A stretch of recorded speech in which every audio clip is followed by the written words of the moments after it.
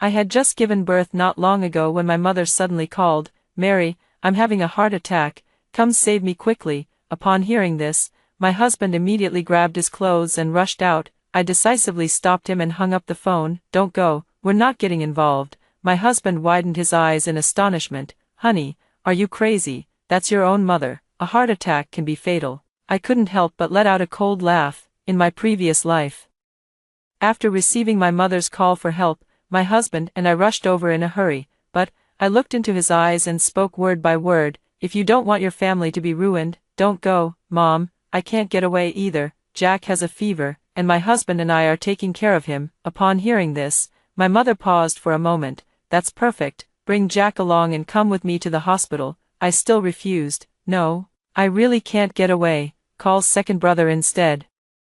Mom's breathing on the other end of the phone grew heavier, and she raised her voice, cursing me loudly. "Mary, you heartless thing, your own mother is having a heart attack, and you don't care." I chuckled softly and said quietly, "Mom, with that kind of energy, you don't seem like someone having a heart attack." She was probably so angry that she forgot to disguise herself. My husband also sensed something was off, but he still hesitated before speaking. "Honey, are we really not going?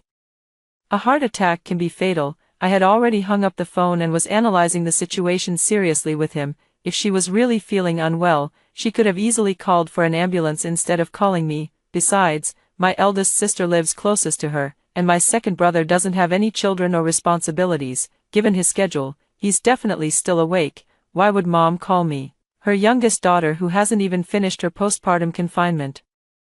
After hearing this, my husband fell into deep thought, but he still couldn't understand. "But why would Mom do that? What's the point of tricking you into going?" As soon as he finished speaking, my phone rang again. My aunt's voice was unusually anxious, tinged with a hint of blame. "Mary, what's going on? Your mother had a heart attack and you're not even paying attention. How could you do this? My sister used to care for you the most. You can't be that ungrateful person." I smiled and explained to my aunt, "You've misunderstood. My mom isn't sick. She's just having a disagreement with me and deliberately causing trouble." My aunt hesitated before speaking. "Is that so? Really, Auntie, don't you remember? Before the new year, Mom insisted I buy her a gold bracelet. I bought it, but then she complained it wasn't heavy enough and pretended to be sick to make a scene. Besides, if she were really having an episode, she wouldn't have the energy to complain to you." I spoke slowly, but my aunt let out a long sigh and gave an awkward smile. "Mary, I shouldn't have said anything, but your mother is still an elder after all. If anything comes up, please be more understanding." At this point, my husband was completely dumbfounded. "What on earth does Mom mean? It almost seems like she's forcing you to go home." I sneered coldly, my voice thick with hatred. "Yes, she absolutely had to force me to go home. Because if I didn't go home, how could she swap our children?" My husband suddenly looked up, staring at me in shock. On this day in my previous life, my mother had also used her heart condition as an excuse to trick me into going home. I just had a baby and didn't feel comfortable leaving Jack alone at home, so I took the child with me back to my parents' house. She is my biological mother, so naturally she understands me. But I never expected that my mother would swap my child while I wasn't paying attention. I was completely unaware and raised this child as Jack for a full 5 years. It wasn't until our child had a physical examination for elementary school that we discovered his blood type didn't match either of ours. For a while, seeds of doubt sprouted in both my husband's and my hearts, and we questioned each other's loyalty. During that period, our home was in chaos, and we nearly got divorced. It wasn't until the paternity test results showed that the child was neither mine nor my husband's. Our child was swapped, and I immediately reported it to the police. After several rounds of investigation, I found out that this child was actually my mother's biological son. She was pregnant at the same time as me. My mother, using the excuse of missing home, deliberately returned to her hometown to give birth and stayed there until the child was born. She went to great lengths to swap our children, sending Jack to the countryside. However, by the time we went looking for him, the family that had adopted Jack had already passed away due to illness, and Jack was nowhere to be found, and the biological father of my mother's child turned out to be. I took several deep breaths, tears streaming down uncontrollably. Our child vanished without a trace, and you turned gray overnight, to find our child. We sold all our family assets and searched everywhere, because we were in a daze. We were involved in a car accident and died on the spot. After death, my soul did not vanish. I watched as my mother hypocritically cried to the relatives, "I really didn't mean it. I never expected such serious consequences. I'm her biological mother. I just wanted her to help me raise the child. It's not like I wanted her life." Why did she have to go this far? However, none of the relatives agreed with her.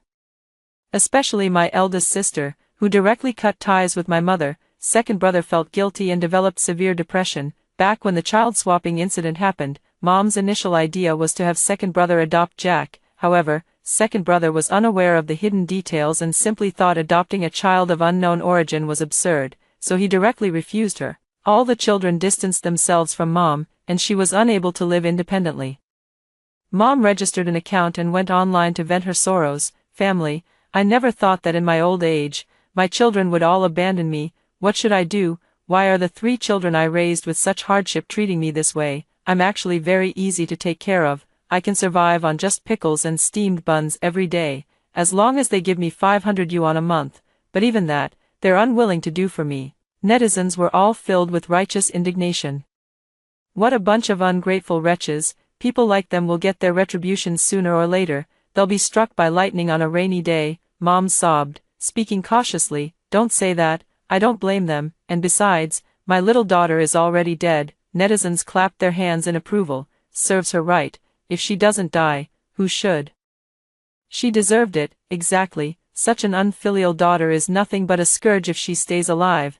Where is her younger daughter buried? I want to set off firecrackers to celebrate." I shed tears of blood in my hatred. When I opened my eyes again, I was back to today. My husband clutched his chest, gasping for breath.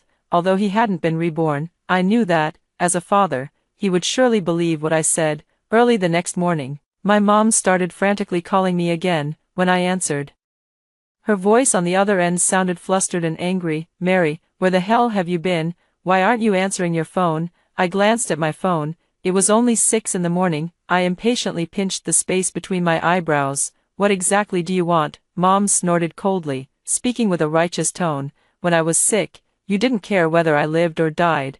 Now that I'm being discharged, you should at least come pick me up, right?" She continued to chatter on. "I really don't know what's the point of raising children. When I was sick, no one cared about me. I had to go to the hospital in the middle of the night to get an injection by myself." I raised an eyebrow, smirking sarcastically. "What's the use of raising a child? Aren't you already busy with your own child early in the morning?" "Mary," Mom yelled on the other end of the phone, "listen to yourself. Is that even human language? Do you still want me to pick you up or not?" I slowly spoke up, cutting her off. When I arrived at the hospital, I spotted Mom standing at the entrance from a distance, glaring angrily. I got out of the car and proactively opened the door for her. Mom got in, glanced around, and suddenly froze. She frowned and asked me, "Where are your husband and Jack?" I pretended to be puzzled and asked, "My husband is naturally at home taking care of the child. What's wrong? Is there a problem?" Mom's face instantly darkened. "What do you think the problem is? What does Jim mean by this? He didn't even come along to pick up my mother from the hospital.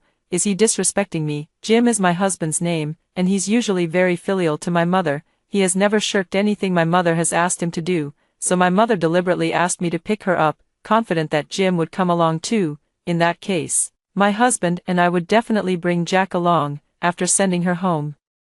Mom would conveniently be able to exchange the 2 children. I couldn't help but laugh out loud. "Mom, are you some kind of big shot, or have you already crowned yourself the Empress Dowager, expecting a whole entourage to welcome you?" Perhaps because my words were too harsh, Mom finally sensed that something was off. Her voice was hesitant. "Mary, what's been going on with you lately? You've been acting like you've swallowed gunpowder all day. If you keep this up, I won't hesitate to share your behavior in the family group chat and let everyone see your true character." I suppressed the disgust in my heart and spoke through gritted teeth. "If you say one more word, you can take a taxi home by yourself." "You," my mother pointed at me, her face flushed with anger, but when she met my fiery gaze, she opened her mouth and didn't dare say another word. Mom's plan failed once again, and she was furious to the extreme. Sure enough, she started blaming me in the family group chat. "When you get old, everything you do becomes annoying. I don't want to get sick either." I was sick and asked my youngest daughter to pick me up.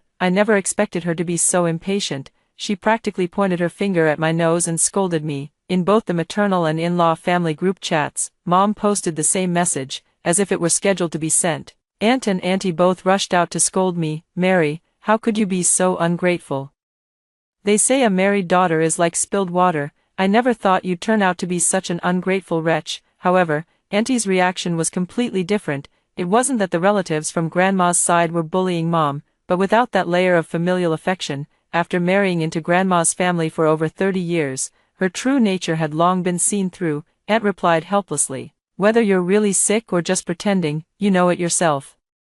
It's not the first time you've done this. Kids these days are under a lot of pressure. If you're fine, don't make things difficult for them. Otherwise, when you really have something serious happen in the future, will they still have the patience to take care of you?" Mom didn't dare to confront my aunt directly, so she turned her anger on me. "Mary, you unfilial wretch, you'll come to a bad end sooner or later." I held my phone, reading this message, and couldn't help but find it laughable. Indeed, in my previous life, she had caused me such misery that even after death, I found no peace. Amidst my tangled thoughts, my second brother called me again. "Little sister, did you know, Mom just came to my house and insisted that I adopt a child. This child's origins are unclear. When I asked her whose child she is, she hesitated and couldn't give a clear answer. When I refused to agree, she actually flew into a rage out of humiliation and said my wife can't have children. She said we should adopt this child, otherwise I'd be left without an heir. Little sister, you have a good relationship with your sister-in-law.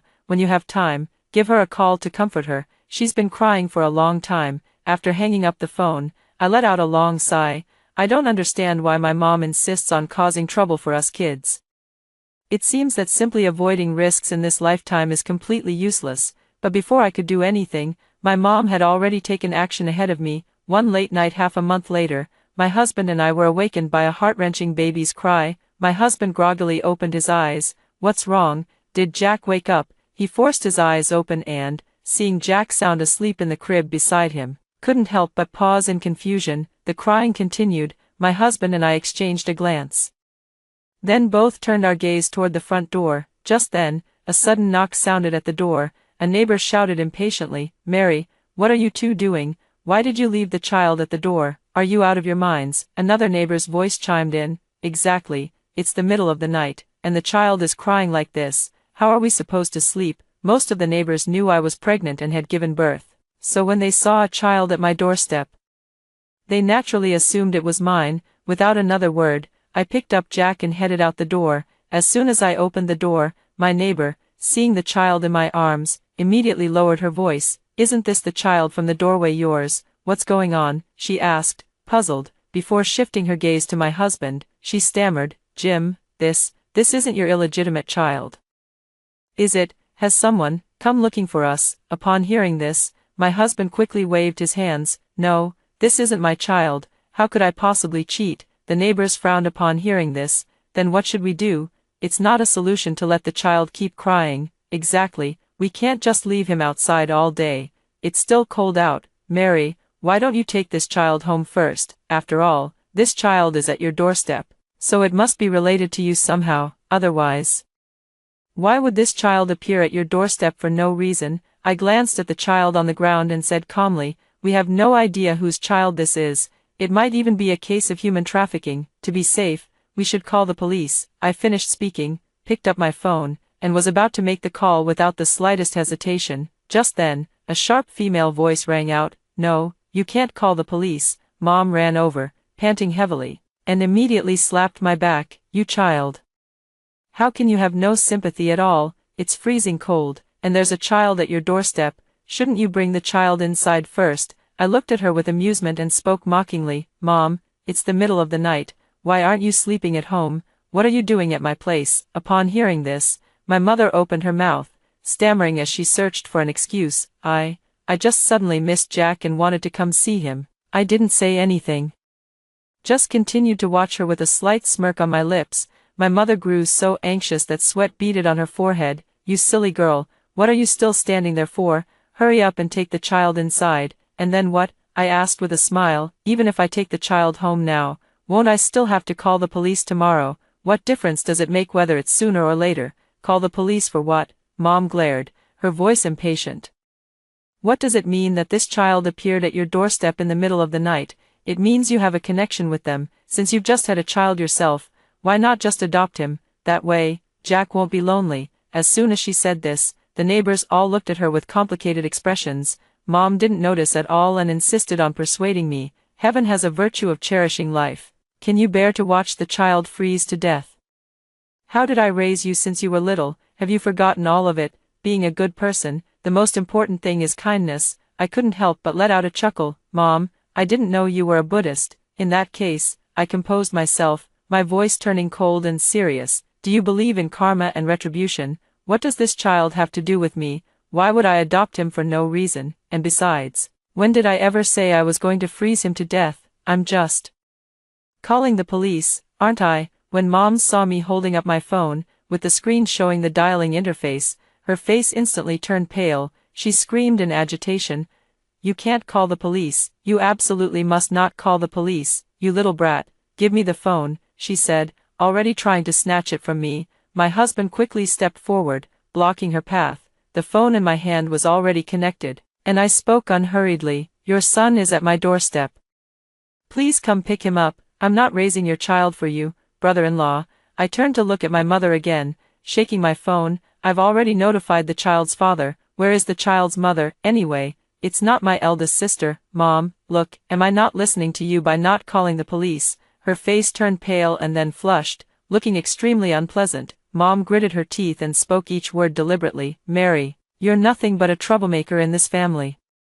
The neighbors perked up at the scent of gossip, all starting to whisper and discuss among themselves. "What does this mean? This child is Mary's brother-in-law's child, but not her sister's, so it's her brother-in-law's illegitimate child. But if that's the case, why does Mary's mother seem so protective of this child? Could it be that her eldest daughter isn't her own flesh and blood?" The aunties were utterly baffled. "Even if she isn't her biological child, why would she defend her son-in-law's illegitimate child? What's in it for her? Unless, all of you, shut up." Mom could no longer bear to listen and shouted to silence everyone. She reached out, picked up the child from the ground with a pained heart, and glared at me fiercely. "Mary, you'll pay for this one day." She turned to leave, but to her surprise, my eldest sister and her husband had already arrived. My eldest sister's voice was cold. "Mom, where are you going?" Upon hearing this, my mother's eyes quickly welled up with tears. She spoke with grievance. "Mary, that ungrateful wretch, teamed up with outsiders to bully me."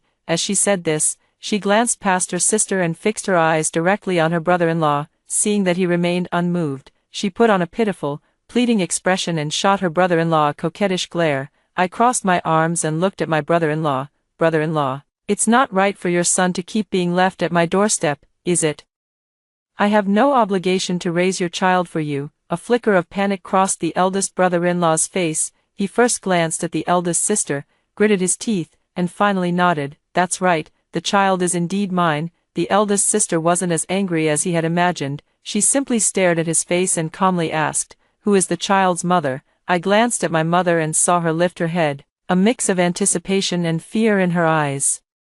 The eldest brother-in-law took several deep breaths. "The child's mother is already dead." Upon hearing this, mother took a step back, her eyes wide with disbelief as she stared at her brother-in-law. Sister let out a light laugh and continued, "So, how do you plan to handle this child?" Seeing that the truth was out, the eldest brother-in-law decided to drop the act. He spoke with righteous indignation. "Naturally, I'll bring him home and let him be recognized by his ancestors."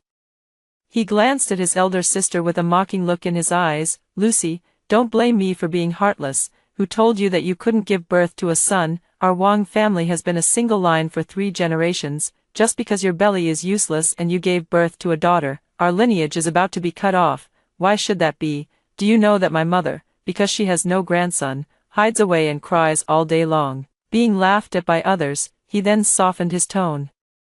"Lucy, don't blame me either. I have no other choice. At the very least, the title of the Wang family's daughter-in-law is still yours. I advise you to just obediently agree to this matter, register the son under your name, and publicly declare that we've had a second child.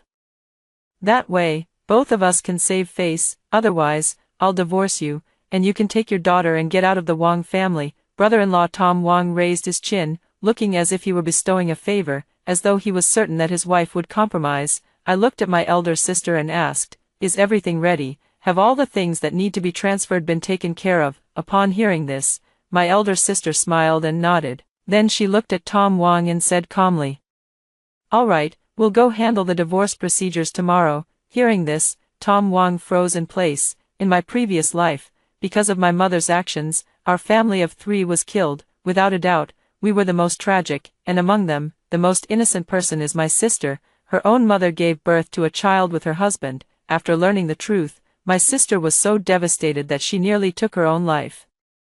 Tom Wong and his parents even went so far as to force my sister to accept the child, resorting to nothing but blame and curses, completely disregarding her feelings. Therefore, after being reborn, I returned to my hometown and obtained evidence of my mother giving birth to the child. I also listed some unusual looks my mother had given Tom Wong that we hadn't noticed before, and I told my sister the truth. Fortunately, my sister was willing to believe me. I asked her to find ways to transfer assets so she could secure the maximum benefit during the divorce. Tom Wong's voice trembled slightly. Lucy, have you lost your mind? You want to divorce me? How will you support our daughter if we divorce? The elder sister looked at him with a half-smile. If I remember correctly, your income is far less than mine. Why wouldn't I be able to support myself and my daughter? Besides, you were the one who cheated first, so you should leave with nothing. Don't even think about it. Tom Wong widened his eyes, furious. You say I cheated. Where's the evidence? The child's mother is already dead. How dare you accuse me of cheating? The elder sister's tone was sarcastic. Since the illegitimate child is right here, wouldn't a paternity test reveal everything? This child is the evidence of your affair. Upon hearing this, Tom Wong laughed arrogantly. Do you think you can just get a paternity test whenever you want? If I don't agree, what can you possibly do about it? Anyway, the child's mother is dead, so there's no one left to testify. Tom Wong spoke with great enthusiasm, completely unaware that his mother's face had turned ashen beside him, her mind clouded by love. She spoke without restraint. Tom Wong, what are you saying? I'm still alive and well. Are you deliberately cursing me to die over and over again? I feigned surprise and covered my mouth. Mom, what do you mean? Could you be the biological mother of this child? My mother pursed her lips, then spoke with a firm voice. Yes, I am the biological mother of this child. Shut up, you idiot. As soon as she finished speaking, Tom Wong shouted at her. Are you crazy? What are you causing trouble for here? Seeing him like this, tears welled up in Mom's eyes. Tom Wong, how could you yell at me? Have you forgotten how happy we were that night when we shared a spring breeze? Tom Wong was practically fuming with rage. His mother's words had essentially confirmed the evidence of his infidelity. He quickly spoke up to explain. Lucy, listen to me. I wasn't willing. I was forced. Your mother took a liking to me and had improper intentions, so, she drugged me. I had no idea she was pregnant. She's over 50. Who would have thought of that? Tom Wong was right about that. He was indeed forced by my mother, but no one would believe it. After all, my mother is already in her 50s. And in the eyes of ordinary people, it must be a man with ill intentions deliberately seducing her. Although I know the truth, given how Tom Wong's family tormented my eldest sister in our previous life and his behavior today, why should I clear his name? Upon hearing this, my mother glanced shyly at Tom Wong. I never expected to get pregnant either, but it's all because you're so capable. The neighbors all wore expressions of disgust, as if they had swallowed a fly, and instinctively turned their heads away. Seeing that he couldn't rely on his mother, Tom Wong was completely panicked, no longer displaying the arrogant demeanor he had shown just moments before. Lucy, I was wrong. Please believe me. I absolutely didn't mean to do it. You must not divorce me. Our daughter needs a complete family. Tom Wong never really intended to divorce his wife. She had the ability to earn money and was also highly skilled at managing the household. Without her, the future of Tom Wong's family was predictable. His wife glanced at him and calmly uttered a sentence. Tom Wong, do you think I don't have other evidence in my hands? The person you cheated with isn't just my biological mother. Tom Wong was taken aback for a moment, then his face instantly turned deathly pale. My sister asked me to help investigate, so I sent her all the evidence of Tom Wong's infidelity with other women directly to her phone.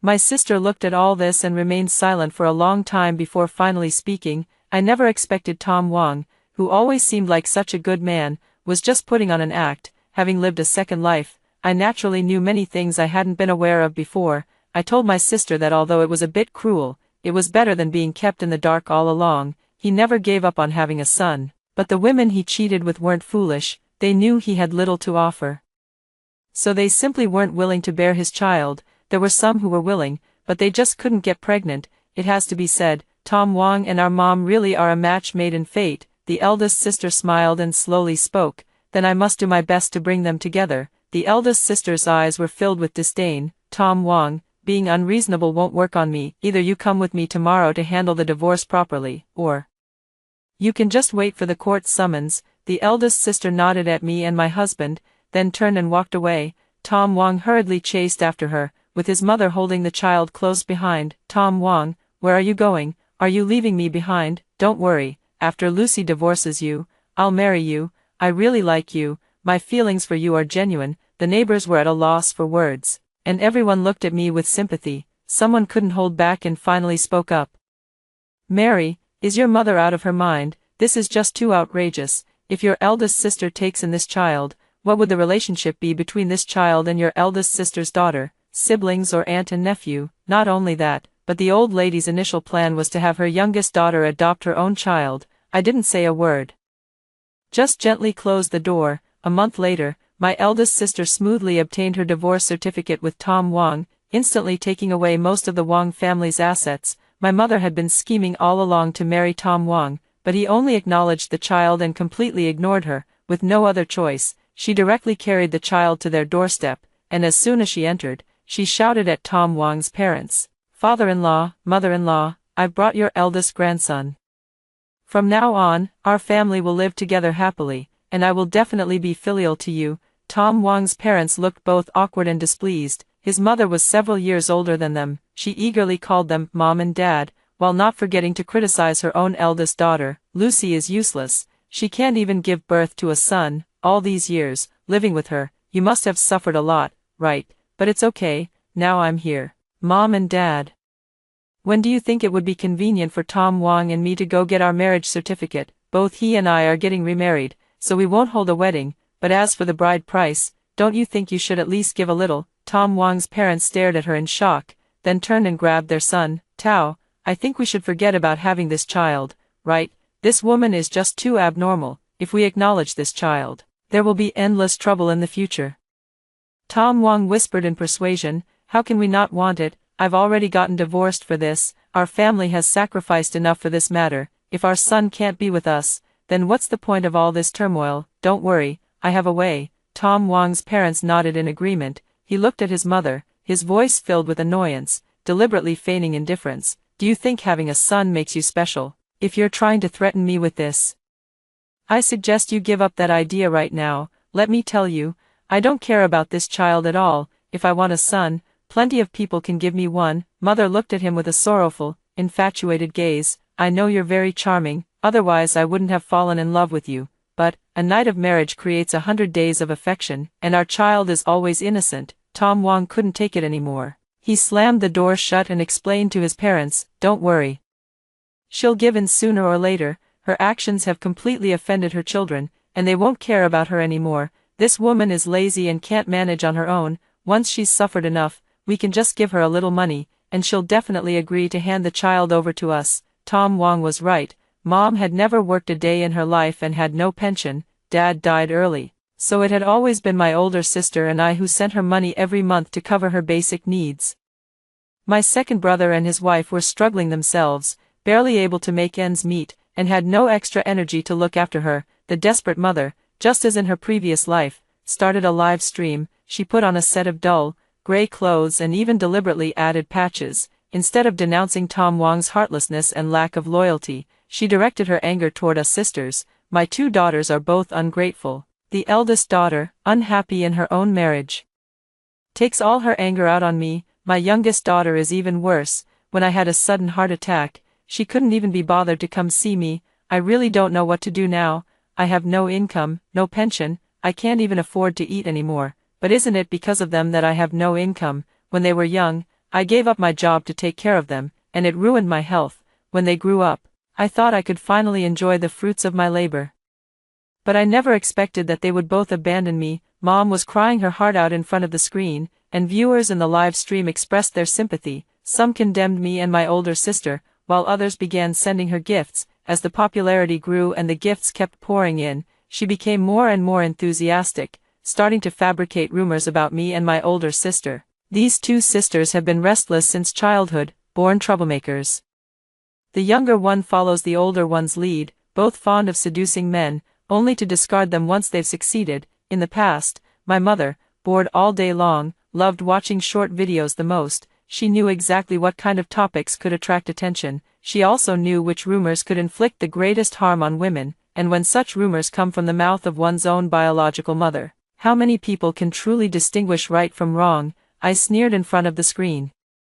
Then directly clicked to connect the call. Mom hesitated for a moment when she saw my profile picture, but in the end, she chose to answer. For someone who has already tasted the benefits of such traffic, how could she bear to give it up? Mom deliberately put on a surprised expression. Everyone, come and see, my little daughter has come to visit me. She must have realized her mistake. Child, you are my own daughter. As long as you admit your fault, I will definitely forgive you. The barrage of comments was particularly harsh at this moment. She must have seen that Mom has become an internet celebrity and rushed over to ride the wave of popularity. Ugh, how shameless. Just by looking at her face, you can tell she's not a good person. I didn't argue at all. Instead, I faced the camera and started playing the video from my phone. This video was actually the surveillance footage from my home's entrance, after being reborn, to avoid unnecessary trouble. I installed a video doorbell with surveillance at my home's entrance. The video clearly shows how the mother placed the child at my doorstep, when the neighbor came knocking, along with the most shocking revelation about Tom Wong's relationship with the mother and the child's true identity. The mother screamed, shut down the live stream, and quickly deleted the account, but it doesn't matter. I've uploaded all the unfinished videos to my own platform account. The video quickly went viral. And in no time, the family group chat where my mom loves to vent about us exploded. My mom kept calling me, and the messages she sent were filled with foul language. I sneered and decisively blocked her, but I knew, given how unhinged she was, this wasn't over yet. Sure enough, after another month or so, a neighbor told me that my mother had been sneaking around our neighborhood. Jack was growing up, and sometimes my husband and I would take him out to sunbathe in the community. One day, as I was just pushing Jack downstairs, a woman walked straight toward me. She smiled warmly and asked me softly if there was a supermarket in the neighborhood. A gentle and kind appearance. I pointed in a direction for her, but she still looked at me blankly. Where are you talking about? Is it over there? As she looked towards the east, she forcefully pulled me forward a couple of steps, and I grabbed her hand. What are you trying to do? The woman gave an awkward laugh upon hearing this. I didn't mean anything by it. I'm nearsighted and couldn't see clearly. I didn't mean to grab you. It's just a habit. Ouch. As soon as she finished speaking, a woman's scream came from behind me. Two plainclothes police officers pinned my mother to the ground. Their voices stern. Miss, you were right. She really was trying to steal the child. Seeing this, the woman tried to make a run for it, but her arm was tightly gripped by me, leaving her with no choice but to be arrested on the spot in despair. At the police station, my mother angrily defended herself. Are you all insane? I'm Mary's biological mother. What do you mean, stealing a child? I came to see my own grandson. But the woman in the interrogation room confessed everything. She said they were a child trafficking ring, and my mother, by some means, had found them and provided them with my family's information. At first, the human trafficking gang didn't believe it. Who in the world would hire someone to kidnap their own grandson? But my mother swore an oath and confessed everything about having a child with her son-in-law. By this point, the traffickers were somewhat convinced, as few normal people would engage in such an affair with their son-in-law. To prove she wasn't an undercover agent, she even participated in another kidnapping incident to gain their trust. Mom wants to abduct Jack, then pretend that the trafficker had a change of heart or, due to special circumstances, couldn't get away in time, leaving the child at the entrance of the residential area for us to find, creating a false alarm. But the child left at the entrance of the residential area would be replaced with her own biological son, after going around in circles. In the end, she still wants to swap the two children. It makes sense. After all, in this lifetime, her previous attempts to swap the children have all failed. She thought I only knew she wanted me to adopt her biological son, and that I was unaware of all this, which is why she dared to continue her antics so brazenly. Seeing there was no room for negotiation, my mother pointed at me and began the emotional blackmail. I am your biological mother. You can't let the police arrest me. You must write a letter of forgiveness for me and take care of me in my old age, otherwise I'll sue you for being unfilial. I'll ruin your reputation, and you'll never be able to hold your head up again. I couldn't help but laugh out loud. Mom, what good would it do if I wrote you a letter of understanding? Have you forgotten that you were also involved in another trafficking case? Upon hearing this, Mom was completely dumbfounded, her face turning deathly pale. Fortunately, the case was solved in time, and the child Mom had trafficked was quickly found and returned, but there was no doubt about the crimes she had committed. Mom was sentenced to 20 years in prison. The Tom Wong family finally got their wish and had a child, but gradually, as the child grew up, they discovered a problem. The child's intelligence seemed to be below the normal level. At 3 years old, he was still dull and unresponsive to everyone. Tom Wong quickly took him to the hospital, where the doctor reproached them with deep sorrow. How can you parents be so irresponsible? The child was already born to an older mother, so there are many potential risks. Later, the child fell and injured their head but didn't receive timely treatment. Now, it's too late to say anything. It turns out that after the truth came to light, the mother not only lost her daughter but also failed to pursue her own love. She was in a daze and accidentally bumped the child's head, but at that time, she didn't take it seriously at all. She even used the child's injury to play the victim card with Tom Wong, hoping to gain his sympathy. The entire Tom Wong family was dumbfounded, but their obsession with their son and grandson was so deep that they were willing to spend all their family wealth to treat him. Unfortunately, it was still of no avail. In his frustration, Tom Wong became addicted to online gambling and incurred massive debts. After he was completely unable to repay the money, several burly men went to the Wong family and took him away. Tom Wong was never heard from again. In the blink of an eye, 5 years had passed, and Jack was about to start elementary school. When my eldest sister's daughter was on summer vacation, she brought her to our house. Although the siblings were of different ages, they had a great time playing with Legos together. My eldest sister's smile was bright and cheerful, and my husband and I watched the children with smiles on our faces. No one ever mentioned Mom. After hearing the first story above, what are your thoughts? Feel free to share your opinions in the comments section. Next, there is another similar story. Let's continue to see. Grandma, who firmly believed that peachwood branches could ward off evil spirits, was whipping my feverish younger brother with them. Seeing my brother foaming at the mouth from the beating, I called my parents back, saving his life. My brother grew up as he wished. Yet I became a brother-supporting demon. Under my parents' pressure, I dropped out of school to work and earn tuition for my brother.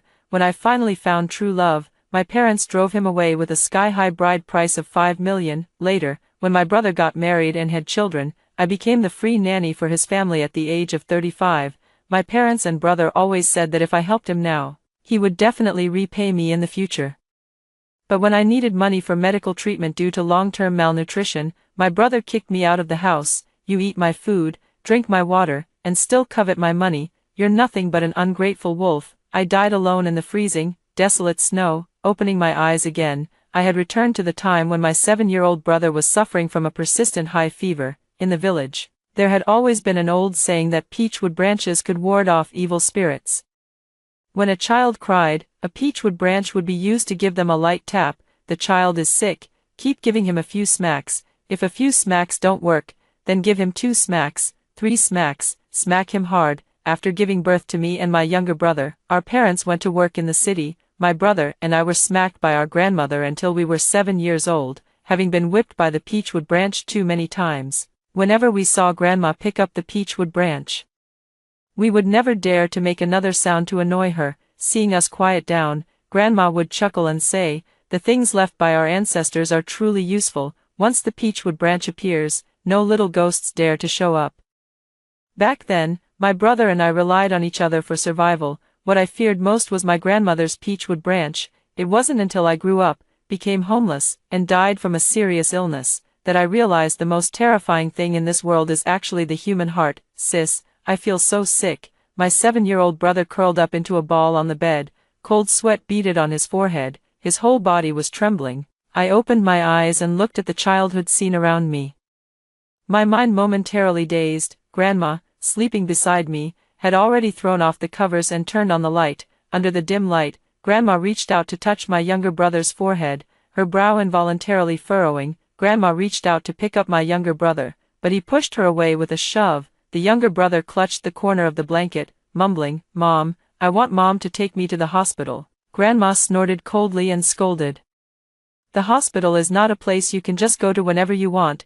It's a place for those who want to die. Your cousin became paralyzed after getting injections and medication at the hospital back then. You're possessed by a little ghost. Shots and medicine won't help. You need peachwood branches." As she spoke, Grandma pulled out the peachwood branches hidden under the bed covers. She raised her hand and struck my brother with them. The younger brother felt the pain, crying and wailing in a babble, "Woo-woo, it hurts so much, I want Mom and Dad." Grandma gritted her teeth and said, "Your parents can't even fight off the little ghost, calling them back won't help, a few lashes and the little ghost will be gone. What are you crying for?" A grown man. The sound of whipping grew even more intense. My brother clenched his teeth tightly, not daring to make another sound. My mind gradually cleared. I finally realized that I had been reborn.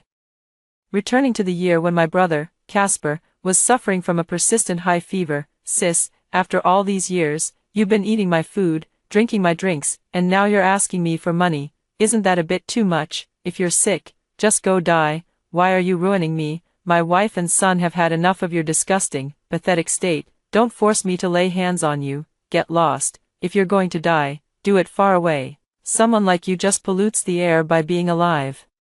These were the words spoken by 38-year-old Casper before I died, still echoing in my ears. Before me, 7-year-old Casper was already foaming at the mouth and losing consciousness. I clenched my fist tighter. After all, I no longer had the panic and worry from my past life, nor did I have the thought of running barefoot for dozens of kilometers to the village store to call my parents in the city. I quietly watched the peachwood branch in Grandma's hand fall repeatedly on Casper. I silently listened to the crisp sound of the peachwood branch making contact with skin and flesh. Several moths flew into the room, amidst the music woven by the rattan whip, dancing joyfully on the lampshade. The wind outside seemed to hear the commotion, tugging at the peach tree by the door and swaying it gracefully, creating quite a lively scene. Grandma whipped Casper 100 times. The whipping left his clothes soaked through with blood, beating him until he lay motionless. Beating him until he was on the brink of death. Grandma gasped for breath, wiped Casper's forehead, and said with delight, "The fever's gone. I always said that beating the little ghost can only be done with peachwood branches. Medicine and injections are useless." She was too tired to keep drawing and couldn't be bothered to change Casper's clothes, so she simply lay down and fell asleep. She muttered as she drifted off. "The clothes are stained with the blood of a child and sprinkled with peachwood shavings. When the little ghosts see these things, they won't dare come near my precious grandson again." With that, I finished. Soon, the sound of Grandma's snoring filled the room. I looked up and glanced over. Only the nearly purple lips of Casper were visible, along with a chest that showed not the slightest rise and fall, when Casper's body was almost completely cold.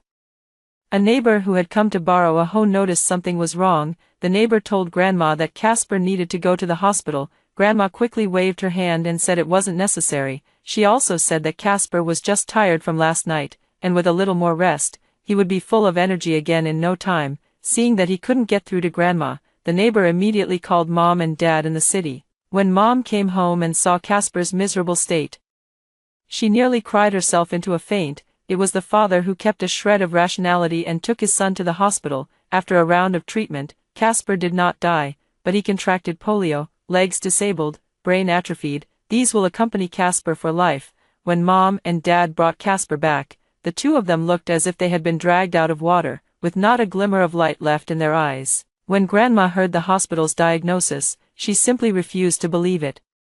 She even went so far as to continue whipping Casper with a peachwood branch. "It's all because of that little demon possession." I said, no hospital, no hospital. Now he's become like a cousin, a complete fool. Are you really Casper's biological mother? How could you harm your own son like this? Let me quickly use a peachwood stick to whip him, drive the little demon away, and my dear grandson will be lively and jumping around again. Watching Grandma approach Casper, Mom could no longer hold back and yelled at Grandma, "You old hag, do you even know that it was you who made your grandson sick in the head? Casper was just suffering from a cold and fever, but you insisted on whipping him with a wooden stick. After whipping him, you didn't even change his clothes. He had a massive infection all over his body. You don't believe in doctors or science. It's you who ruined your grandson." Mom broke down, crying bitterly. Dad's tears fell too.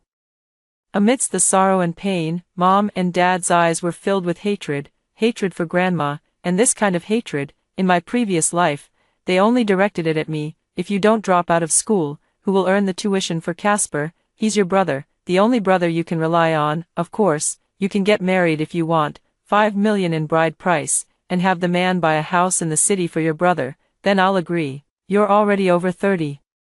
How much money can you earn working a job? it's better to be a nanny for your brother, at least your brother will remember this favor. As I've said before, don't even mention marriage without 5 million and a house. When we get old, you'll take care of me and your dad, and our pensions will all go to you anyway. They coaxed me into giving, while also scolding me for being useless and incompetent. Yet I always put family first. How could I have known that my hard work and dedication would lead to a fate of dying from illness, with not even my bones left to bury? Now it's fine. Casper is a disabled fool who can't go to school, can't get married, and can't have children, and I don't have to earn his tuition, save for his bride price, or be his nanny anymore. Looking at the sorrowful faces filling the room, huddled in the corner, I couldn't help but smile.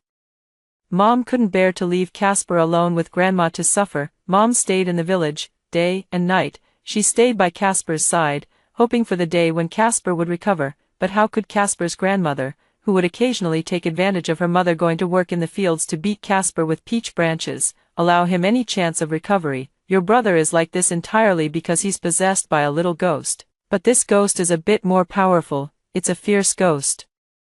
Watch me exorcise this evil spirit. No one is allowed to harm your brother, Casper. You must pull yourself together. Once the evil spirit is gone, you'll be fine. A few discreet attempts had not yet shown Grandma that Casper was returning to normal, so, while Mom was following the family planning regulations to get an IUD inserted, Grandma went all out. She gave Casper a fierce beating. It was even more intense than that night. She even broke 3 peachwood branches in the process. I crouched in the corner without saying a word, watching little Casper wailing in pain. The small child had not a single patch of unbruised skin left on his body. This time, it was again the neighbor who heard the commotion and hurried to the health center to call my mother back, saving Casper from being beaten to death by his grandmother. When the mother returned and saw her precious son suffering such hardship, she didn't even have the strength to cry and collapsed directly onto the ground. The mother asked a neighbor to call the father back. The father immediately carried Casper to the hospital without stopping. The grandmother was still trying to stop the father, muttering, "We can't go to the hospital. We absolutely cannot go to the hospital. If we go to the hospital, my precious grandson will truly be finished. My precious grandson, if you can make it through this night, you'll be better right away." Dad couldn't stand Grandma's superstitious beliefs and pushed her away with a kick. In his crimson eyes, he felt like killing Grandma. Grandma was frightened by Dad's outburst and couldn't utter a word for a long time. After Dad walked away, Mom finally snapped back to reality. She slowly got up from the ground, went out the door, and broke off a thick, long peach branch from the peach tree. Then, step by step, she walked toward Grandma, seeing Mom's dazed and disoriented state. Grandma thought she had also been possessed by evil spirits. "Girl, what's wrong with you?" Mom let out a cold laugh and said, "Mom, you're always complaining about back and leg pain. I thought since peach branches can ward off evil, I'd try to drive the evil out of you too." Mother's gaze turned fierce. Grandmother froze. Then, Grandmother's piercing scream echoed throughout the entire house. "This is unfilial. Only when the elder strikes the younger with this peachwood branch can evil be driven away. Crazy, crazy, my daughter-in-law has gone mad. Stop hitting, stop it, you're going to kill someone." I was squatting in the dirt in front of the door, playing with mud. Passers-by, hearing the shouts from the house, couldn't help but stop and take a look. Then a wave of discussion ensued. Feudal superstitions are killing people. Who in their right mind would whip their own grandson like that? Old Miss is going to be utterly despised by her son and daughter-in-law. The old lady's days are going to be tough from now on. Mom is a real pro at working in the fields. She's strong and in the prime of her life. This time, she struck so hard that she left Grandma partially paralyzed. When Dad found out that his own mother had been struck down by his wife, he was so furious that he slapped Mom across the face. That slap was delivered with all the strength she could muster. It sent her mother crashing to the ground with a heavy thud. It was because of that fall that her mother, who had just had an IUD inserted, began bleeding on the spot. Casper had not yet been discharged from the hospital. Grandma was admitted to the hospital. A large sum of expenses for Grandma's treatment has yet to be settled. On my mother's side, she was informed by the gynecologist that the intrauterine device had failed to embed properly. Even if it were removed, she would never be able to conceive again in the future. Overnight, my father's temples turned gray, as if he had aged 10 years. I brought the fried rice with eggs I had made to my father and said, "Dad, don't be sad. I will study hard, get into university, and repay you." Dad finally couldn't hold back his tears. He hugged me and cried bitterly, "Sweetie, from now on, our family can only rely on you. You have to make us proud. Strive to stand out from the crowd, actually. Dad didn't need to say that. I had already been telling myself the same thing over and over in my heart. In this lifetime, I will never be anyone's stepping stone. I will never give anyone the chance to humiliate me. The villagers say Casper is pitiful, paralyzed and mentally impaired at such a young age. The villagers also said Grandma was pitiful, to suffer such hardship at her age. The villagers said even more that Mother was pitiful, stuck at home with 2 invalids, she couldn't go anywhere. Of course, in the eyes of the villagers, the most pitiful one was still me. My mother, watching the demented Casper, cried all day long and frequently argued with my grandmother, who could no longer speak. My father's salary alone was barely enough to cover the medical expenses for my grandmother and younger brother, so, while taking care of my grandmother and brother, my mother also had to do some manual work to make ends meet. Almost all the household chores fell on my shoulders. Yet I was only 9 years old. Every day, I got up at 5 to gather pigweed. By 6 o'clock, the pigs in the pen were fed, and breakfast for Grandma, my younger brother, and Mom was on the table. Only after finishing breakfast and cleaning up could I go to school. During the lunch break, I sprinted all the way home from the village primary school to make lunch. After finishing and cleaning up lunch, I went back to school for the afternoon classes. After school in the afternoon, I had to sprint all the way home again to make dinner. After finishing and cleaning up dinner, I would wash up my grandmother, then my younger brother, and occasionally had to clean the pigsty and chicken coop. My busy figure, as seen by the villagers, was nothing more than pitiful, but I never felt pitiful, because I had been doing all these things before. In fact, in the past, I even had to carry Casper on my back while gathering pig feed, washing clothes, and cooking, endure Grandma's unreasonable blame and insults, accept parents' absolute favoritism towards younger brother. Comparing the past with the present, now, in control of this chicken coop, I can occasionally hide a few eggs for myself to eat. My life is clearly getting better and better. What does the suffering of my family have to do with me? That year, I graduated from elementary school. My mother had finally worn away the last bit of maternal love she had for Casper. I had no desire at all to stay in the village, taking care of my grandmother and Casper, both of whom were bedridden, so, my mother asked my father to let me drop out of school so she could go out to work and earn money. My father understood all too well my mother's unwillingness. But he was even more worried that leaving 2 bedridden people in the care of a child in their early teens would invite gossip from the villagers, so, he tried his best to comfort his mother and urged her to continue enduring. He consoled his mother, assuring her that I would surely have a promising future and be able to repay my parents. You can't have any more children now, so our family can only rely on Ivy. Although she's a girl, she is our own flesh and blood. Which is still better than picking one up from outside. The teacher also came to the house specifically to say that Ivy has a talent for studying and can get into a good school in the future. It's just 10 years, so bear with it. Even if we take a step back, letting Ivy study more will make it easier for her to find a good person to marry and get a bride price in the future. Me, standing outside the door listening to my parents argue, also pushed the door open and entered at that moment. I took out the scholarship I had won from the Olympiad competition. Dad, Mom, here's the $100 I got for winning the gold medal. The teacher said that as long as I study hard, I can keep getting scholarships, and I'll be able to repay you soon. When I get into university, go to the big city, and make a lot of money, I'll find the best doctor for my brother and the best nursing home for Grandma. I will buy a big house in the future, bring my parents to live in the city. And I will be filial to them for the rest of my life. Little me, when I said these words, I was sincere and earnest. There was not the slightest trace of deliberate performance. Dad's eyes immediately reddened, moved to tears by having such a good daughter like me, but Mom's eyes remained icy cold, a deep-seated distrust from the heart. Mom walked over and tore the $100 bill from my hand, then she slapped me hard across the face. Her fingertips trembled, her words sharp and vicious. You little brat, you might fool your dad, but you can't fool me. In the 2 years I've been in this house, you've never said more than a few words, but the moment your dad comes back, you're all over him, trying to win his favor, and now you're talking about going to college and making big money. Don't think I don't know what you're really after. You want to study well and escape this home, don't you? The only junior high school is in the county town, and if you go there, you'll have to live on campus. By then, you definitely won't come back to help out. You want me to take care of 2 bedridden people all by myself, while you enjoy yourself outside. Don't even dream about it. Dad shielded me in his arms and immediately started arguing with Mom. Why are you taking your anger out on the child? Ivy is so young, what does she know? She just wants to study. Her thoughts aren't as dirty as yours. It's clearly you who can't handle hardship. I know you hate me. Hate me, at worst, we can get a divorce. You're a hen that can't lay eggs.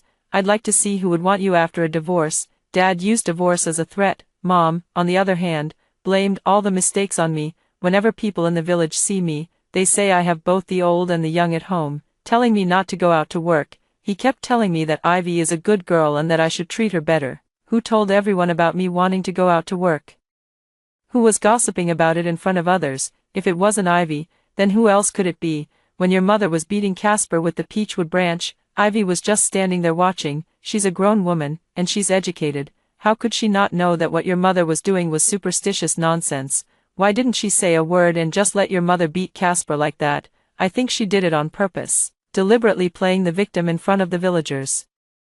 Deliberately letting your mother beat Casper half to death, Mom said, reaching out to pull me. Dad pushed the poor and innocent me out the door. The door was tightly locked, yet the sound of my parents arguing was clearly audible even through it. Mom hurled insults at me. Dad stood up for me. Outside the door, Casper huddled in the small cart, looking dazed and vacant. Grandma sat in the recliner, her mouth twisted and eyes askew. To outsiders, this family probably seemed like a complete mess. But in my eyes, this family was exactly as it should be. Mom was right. I deliberately kept silent, watching Grandma beat Casper. I would occasionally tell the villagers that Mom didn't want me and my brother, putting public pressure on my parents. I even specifically told the teacher that I might not be able to continue my studies, asking the teacher to help bring Dad back. All of this was meticulously planned by me, just to escape from this home.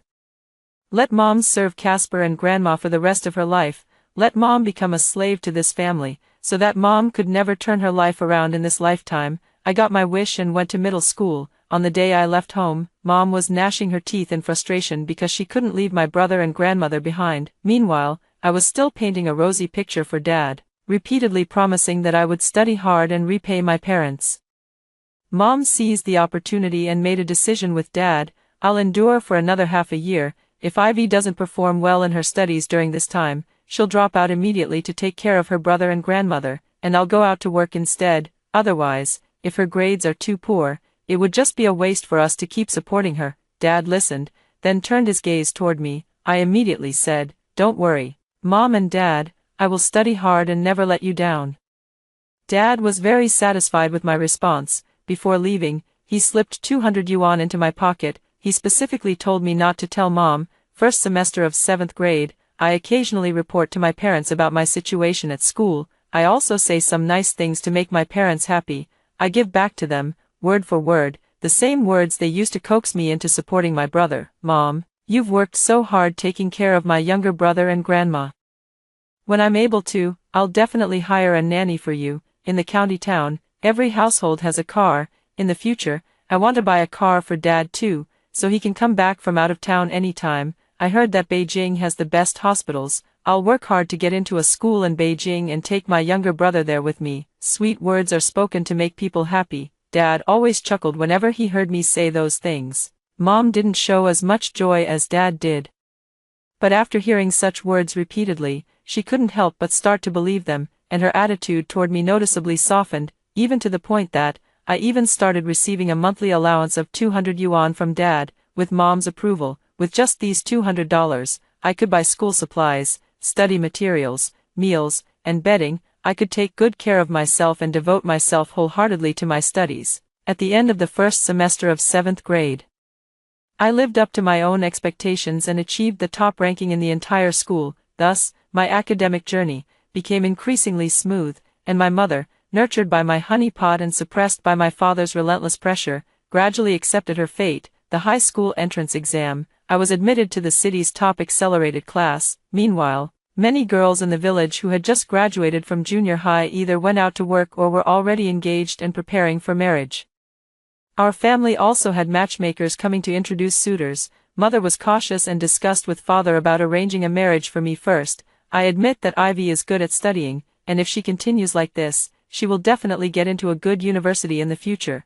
But after all, she's a girl. What if she grows wings and doesn't care about us? Girls aren't as reliable as sons. I want to tie a rope to Ivy so that no matter how high she flies in the future, the rope will at least be in our hands. Doesn't the village chief have a one-eyed son? The matchmaker came by and said the village chief's son has taken a liking to Ivy. Since Ivy is still young, they can get engaged first. It's not too late to get married after Ivy finishes school. Once they're married, Ivy will always be by our side, won't she? The village chief said that as long as they get engaged, he'll send over 200,000 yuan as a betrothal gift.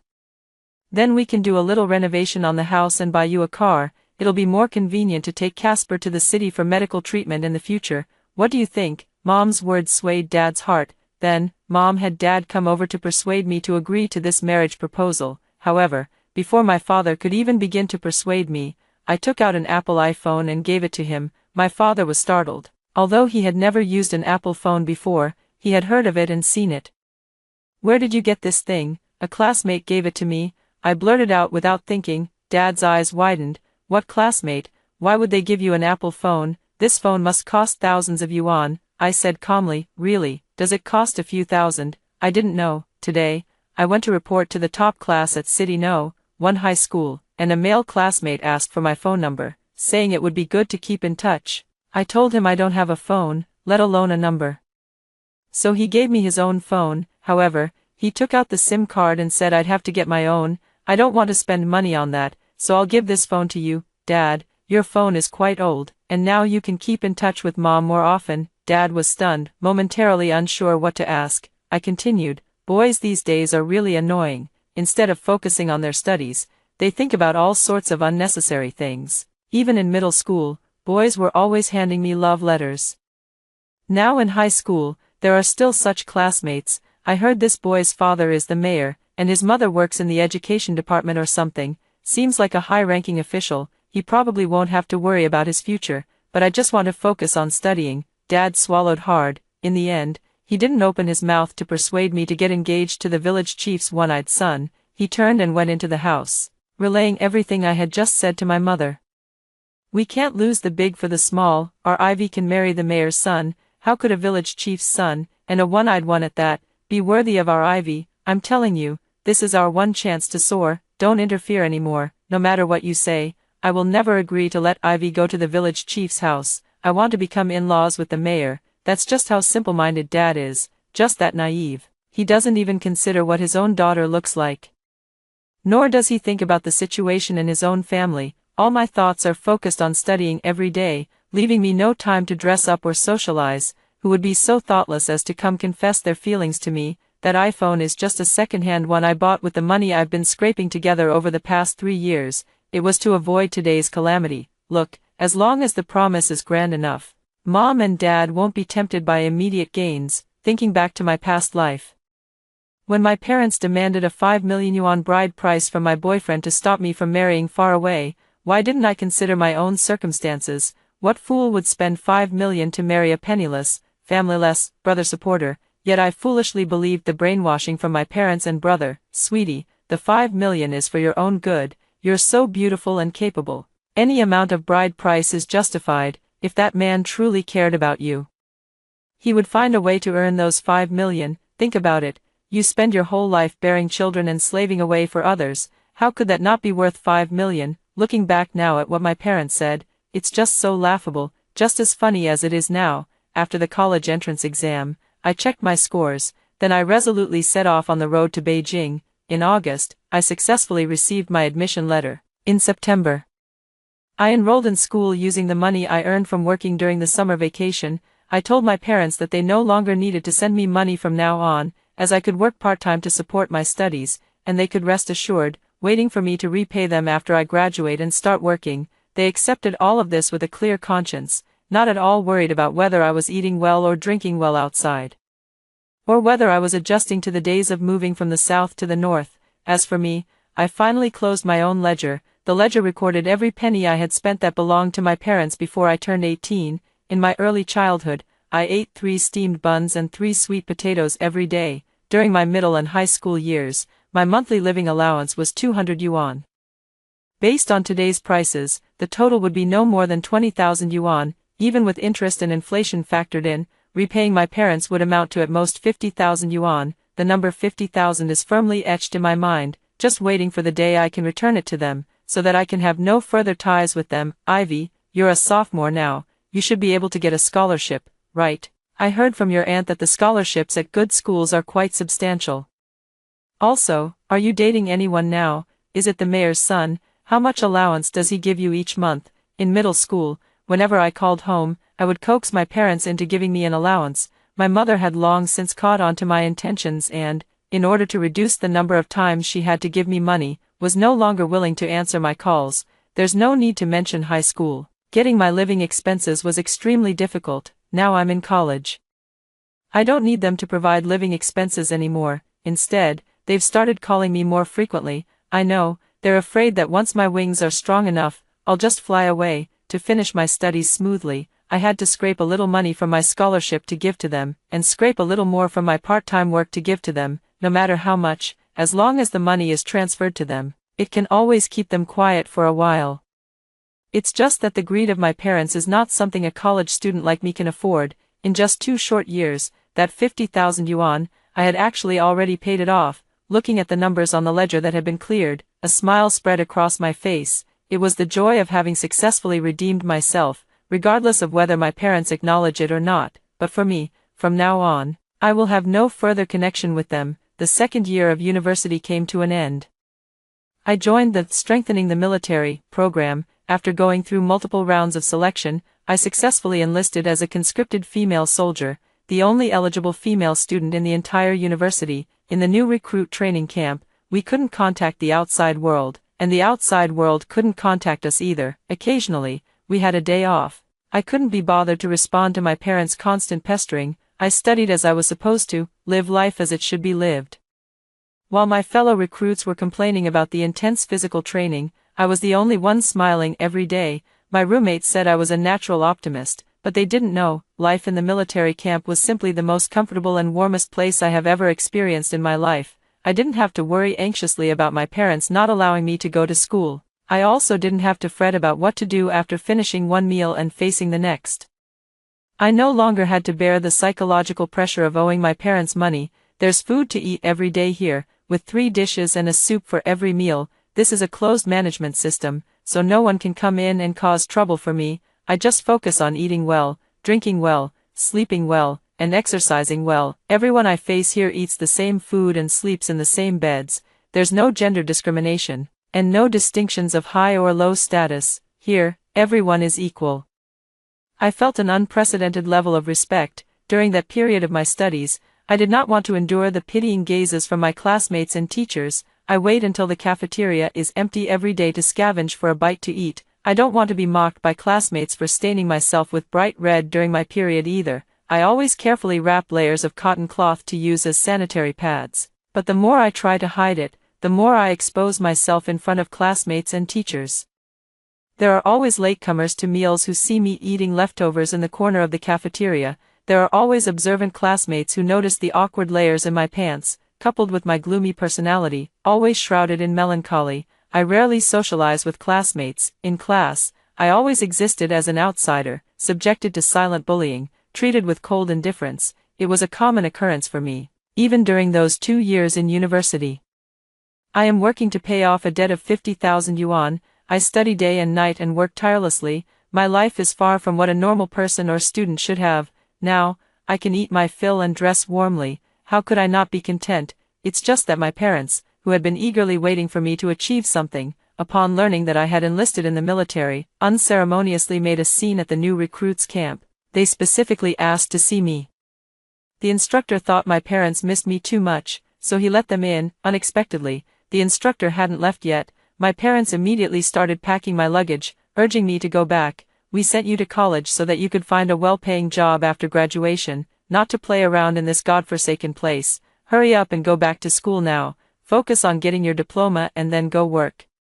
You said you'd give all the money you earned to us, to treat your brother's illness and send your grandmother to a nursing home. Hurry up, go, go, go. We absolutely will not agree to you joining the military, but things have already come to this point. How could I possibly leave just because they say they don't agree? Joining the military is no child's play. Upon hearing the parents' words, the instructor immediately furrowed his brow. At first, The instructor patiently explained to the parents the saying, "One person joins the military, the whole family is honored." Later, the instructor could no longer tolerate the ignorant parents' unreasonable pestering and declared, "If you let Ivy leave, fine, but he will be treated as a deserter. From now on, Ivy will be placed on a serious dishonesty list. Let's see which organization or company would dare to hire him." The parents felt the instructor was threatening them.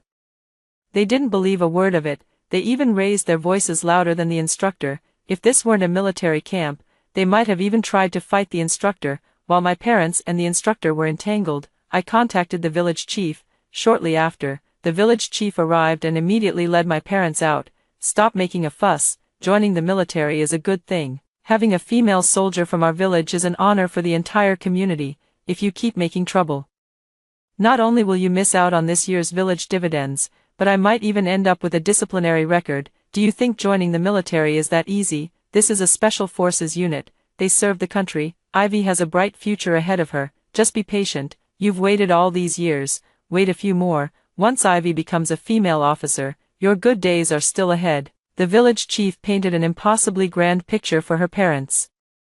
Bigger than any pie I've ever drawn before. Only then did my parents hold back, but when they left, they still took the few $100s in allowances I had saved up over the past few months, and they instructed me, "You don't need to spend money in the army anyway. From now on, send all your money home. If you don't, I'll come and get it from you myself." I replied that I understood. In the end, I had no good expression to face them, because the training in the new recruit camp was about to end.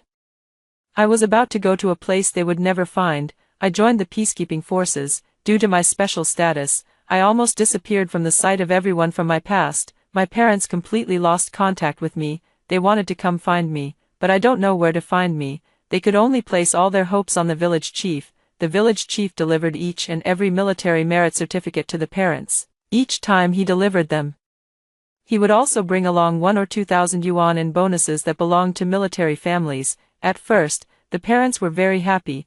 They felt I was finally starting to give back to the family. But as time went on, my clever mother immediately realized what was going on. Ivy clearly chose to join the military just to avoid us. If she hadn't enlisted, she would at least be a corporate executive by now. And a corporate executive's annual income would easily be in the hundreds of thousands. Now, every few days, someone sends banners, certificates, and good news to our home, and then what?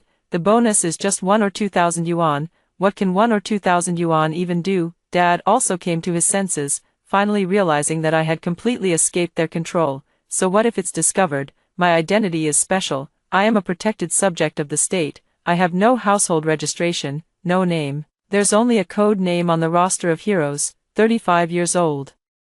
Because I was injured during a peacekeeping mission, I chose to leave the military and take the path of self-employment. When I left the military, I retrieved all my personal belongings, an ID card, a ledger. When the division commander gave me the military merit medal, he said to me, "All these years, you've never gone home. Now that you're being discharged, it's time to go back and see your family, isn't it? Go home." Such a strange word, but the division commander is right.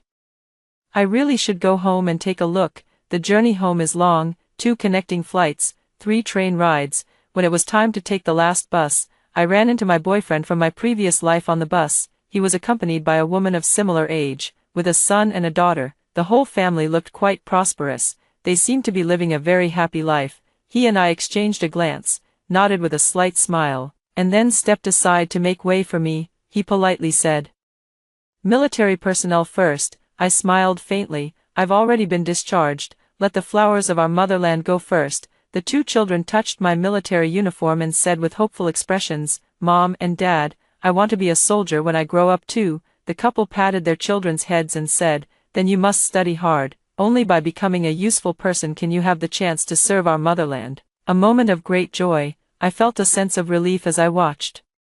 The bus arrived at the station. The 2 children gave me a portrait in military uniform. I took the portrait and stored it in my suitcase. Step by step, I walked toward the village. Because of my military uniform, I attracted quite a bit of attention. People turned their heads to look at me, yet they couldn't recognize who I was, until I met the elderly village chief who had already retired. He shouted at me, "Ivy, is that you? Ivy, you've finally returned. Where have you been all these years?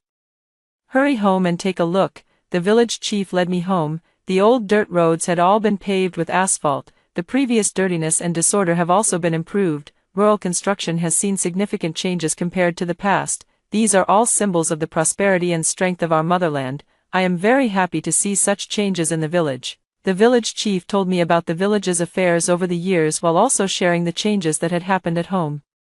My parents spent their days wallowing in self-pity. They knew I earned a decent salary, and it gnawed at them so much that they tried several times to take me to court, but because of my special status, the court simply wouldn't accept the case. They were both angry and anxious, yet there was nothing they could do. They spent the whole day pestering the village chief. The village chief also grew fed up and simply decided to step down from his position. The new village chief, upon taking office, made it his first priority to deal with my parents, reporting their disrespect toward the military and the village leadership, thus stripping them of all their honors. They even posted their portraits on the village committee's bulletin board, subjecting them to severe criticism and correction. My parents dared not cause any more trouble. They could only bury their heads in their own work, and it was at this time that my grandmother passed away.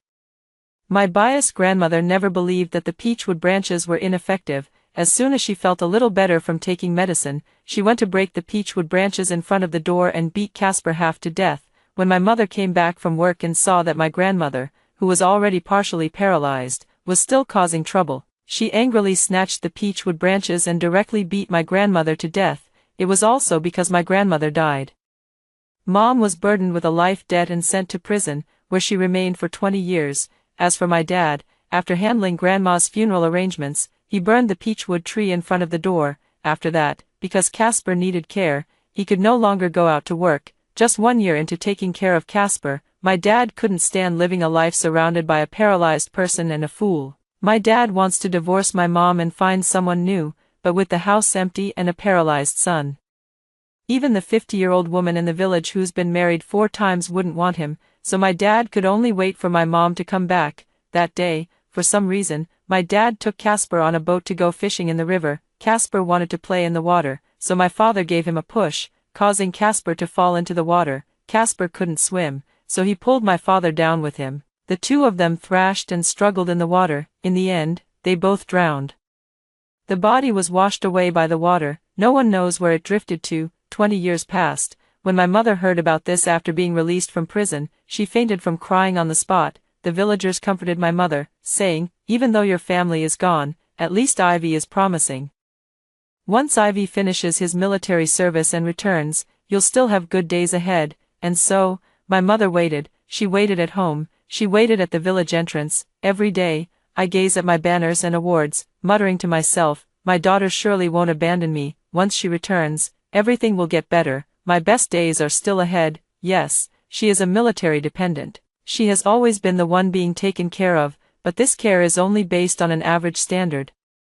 She doesn't have to work and can have enough to eat and wear. She doesn't need to pay for medical insurance. The hospital will cover all her medical expenses. If she were content, her life could be very comfortable, but she is not content. She wanted a little car, dreamed of a big villa, and longed to live a life of luxury in the city, a life above others. I stood at the doorstep of my home. My mother sat at the door, her eyes vacant as she stared at me. After a long while, she tentatively asked, "Ivy. You are Ivy, aren't you?" I nodded. I didn't call out that word, Mom, yet, with tears in her eyes, she hugged me tightly. "You've come back, to repay your mother, right? I'm going to have a good life now, right?" I nodded. She cried tears of joy. The moment her tears fell, she collapsed to the ground, sent to the hospital. The doctor said it was due to excessive emotional fluctuations, leading to a sudden acute cerebral hemorrhage. We also need to prepare for my mother's funeral arrangements. In her final month, my mother could no longer eat anything or go anywhere. Confined to her hospital bed, I stayed by her side day and night. I said things I had never spoken of before. Mom was actually very clever. While Dad was being led around by me, Mom was the first to notice something was off about me. "You're right. When Grandma was beating Casper with the peachwood branch, I deliberately didn't stop her. I even told Grandma that the wood chips from the branch were more effective at warding off evil, so she shouldn't smooth out the rough edges, ensuring that Casper's flesh would be filled with peachwood splinters." Later, when Mom couldn't take it anymore and wanted to leave the village, asking me to take care of my brother and Grandma, I was the one who told the villagers that you had abandoned us and were going out to find another man. It was also me who asked the teacher to bring Dad back on purpose, so he could persuade you to let me go to school. At least that way, the villagers wouldn't gossip. Dad is the type who cares more about his pride than his wife's suffering, and when the village chief's one-eyed son wanted to marry me, I deliberately made Dad think I was being pursued by the mayor's son. It's also your fault for being greedy and actually believing it. How could you not consider our family's circumstances and what your daughter looks like? How dare you hope that the mayor's son would take a liking to me? When I recounted every word of those years of forbearance to my mother, she kept crying. Her eyes could no longer see, her mouth could no longer speak, but her body trembled violently. The doctor once advised me to give up on treatment, but this is my mother. She is the only family I have left in this life. How could I let her die so easily? My mother teetered on the brink of death 20 times. Each time, I pleaded with the doctors to save her at any cost. Everyone around me thought I was the epitome of a devoted daughter, but I'm afraid only my mother knew that I did it all out of revenge. Revenge for all the suffering I endured in those years. Revenge for all the misery I suffered in my past life. Mother's entire body was covered with tubes. After being tormented by pain for a month, she finally breathed her last. I buried her deep underground, planting peachwood all around her grave. Grandma always said peachwood wards off evil spirits. It can suppress little ghosts. I wonder if the peachwood tree Grandma spoke of can suppress my mother's soul. After all, I don't want someone like that to have another chance to be a mother in their next life. After hearing the 2 stories above, what are your thoughts? Feel free to share your opinions in the comments section. Looking forward to hearing from you. If you liked this story, don't forget to like it, share it, and subscribe to my channel. See you next time.